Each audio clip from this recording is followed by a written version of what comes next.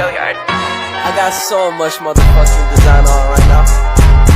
Break it down, bring it back, make it clap. I got 3 old thoughts, new block, wear that thing. Bitches on my line, and you know. Assalamualaikum warahmatullahi wabarakatuh. Kami dari session 4 hari ini kami akan membentangkan tentang sintesis protein. Kami akan memperkenalkan diri kami. Saya Siti Naisha binti Fazil. Saya Fatina Sofia binti Muhammad Syahidin. Saya Nur Kamilia Adila binti Khairuddin. Saya Davia Alasina binti Ma'ali. Saya Azizna binti Azman. Saya Adina Alita binti Arif. Assalamualaikum, saya akan menerangkan tentang pengenalan sintesis protein. Sintesis protein ialah proses pembentukan protein di dalam badan yang melibatkan dua peringkat, iaitu transkripsi dan juga translasi. Sintesis protein melibatkan DNA, RNA, ribosom dan juga acid amino. DNA sangat penting dalam sintesis protein kerana ia mengandungi maklumat genetik. DNA juga menentukan urutan acid amino sepanjang berlaku proses sintesis protein. DNA, sebagaimana kita tahu, DNA tidak boleh keluar pada sel kerana terdapat membran sel yang melindungi kandungan sel daripada persekitaran luar.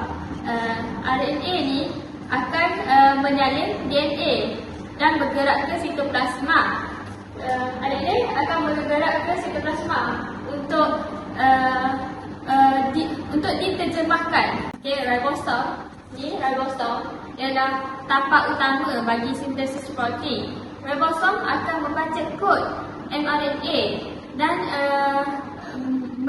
mengikat rantaian acid amino dan menjadi protein. Protein berfungsi sebagai bahan binaan dalam badan untuk kuku, rambut dan sebagainya. Okay, sekarang saya akan menyambung apa yang kawan saya bentangkan sebentar tadi. Sintesis protein boleh menghasilkan pelbagai jenis protein yang memainkan peranan fungsi dan struktur sel. Pertama, enzim. Enzim untuk kegunaan tertentu di dalam badan. Contohnya enzim amylase untuk penguraian makanan karbohidrat. Hormon untuk mengawal aktiviti sel. Contohnya hormon insulin mengawal keseimbangan gula dalam darah. Yang ketiga, antibodi. Antibodi untuk mempertahankan badan daripada terkena penyakit dan jangkitan. Yang keempat, struktur selular untuk membentuk tisu dan sel baru sekiranya berlaku kerosakan, seiring juga memberi sokongan. Kelima, pam dan terusan terlibat dalam pengangkutan bahan di dalam dan di luar sel. Keenam, reseptor mengawal menerima isyarat kimia untuk menyelaraskan tindak balas sel seperti sentuhan. Yang ketujuh, faktor pertumbuhan mengawal pertumbuhan seperti pertumbuhan rambut dan kuku. Yang ke-8, protein pengucupan terlibat dalam pergerakan otot. Contohnya menggerakkan otot apabila otot bergerak.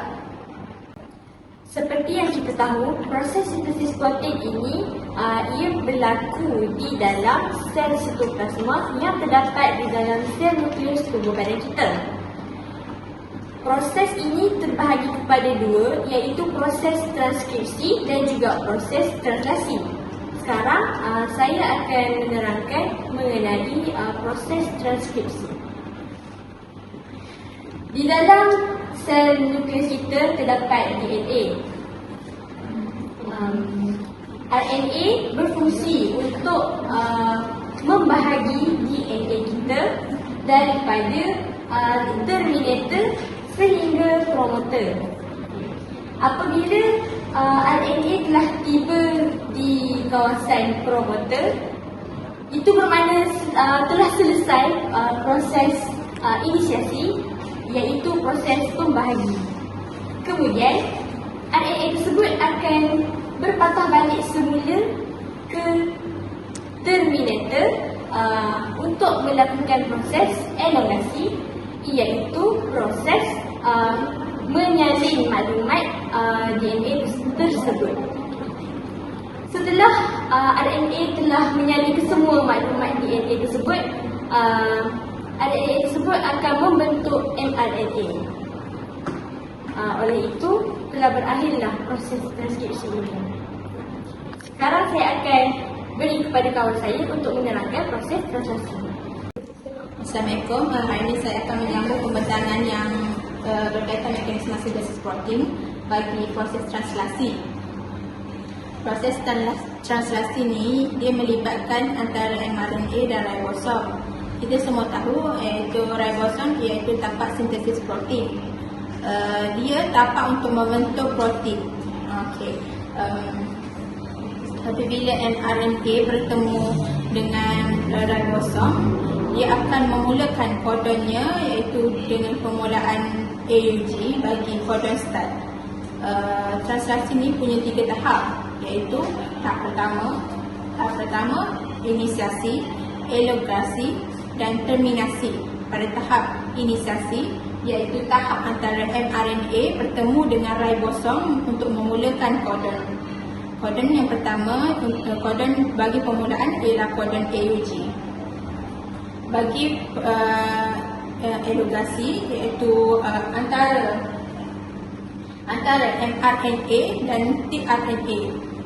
mRNA akan membawa kodon untuk diterjemahkan bagi membentuk asid amino. Apabila tRNA membawa kodon bagi melekatkan pada mRNA, iaitu asid amino akan dipindahkan ke tRNA untuk membentuk rantaian polipeptida, iaitu rantaian protein. Apabila proses ni akan berlanjutan sehingga pada fasa terminasi. Fasa terminasi apabila antara salah satu kodon ini membawa kodon stop, iaitu kodon AUU, UAA, UAG dan UGA, iaitu itu adalah kodon bagi kodon stop. Kodon stop bermaksud tiada lagi tRNA yang baru akan melekat pada mRNA pada fasa terminasi. Selepas itu, rantaian polipeptida iaitu rantaian protein akan terbentuk untuk digunakan bagi proses tubuh badan manusia. Sekian saja dari saya. Saya akan menerangkan 3 fungsi RNA yang ringkas, iaitu mRNA, tRNA dan rRNA. Untuk fungsi mRNA ialah menghantar informasi genetik dari DNA ke ribosom, manakala untuk tRNA adalah transfer asid amino, iaitu tRNA membawa asid amino dari histoplasma ke ribosom untuk menyusun protein. Dan yang terakhir adalah rRNA. rRNA adalah membentuk struktur utama bagi ribosom. Saya akan menerangkan tentang jadual kodon. Untuk nak tahu pasal padanan kodon A dengan U ataupun U dengan A dan C dengan G ataupun G dengan C. Kodon punya 2 kodon, iaitu kodon start dan kodon stop. Untuk kodon start ada AUG iaitu methionine yang mana bermulanya translasi, dan terakhir stop iaitu UAA, UAG dan UGA yang mana berakhirnya proses sintesis protein.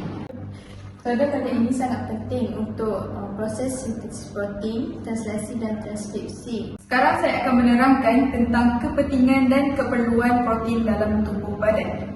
Protein memainkan peranan penting dalam tubuh badan.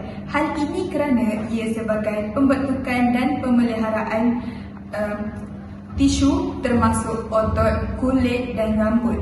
Selain itu, protein sebagai komponen utama enzim, antibodi dan hormon. Contoh hormon ialah insulin, enzim seperti amylase dan protease. Ia juga mengawal pelbagai proses biokimia dalam badan. keperluan protein sangatlah penting untuk pertumbuhan dan kesihatan. Terima kasih.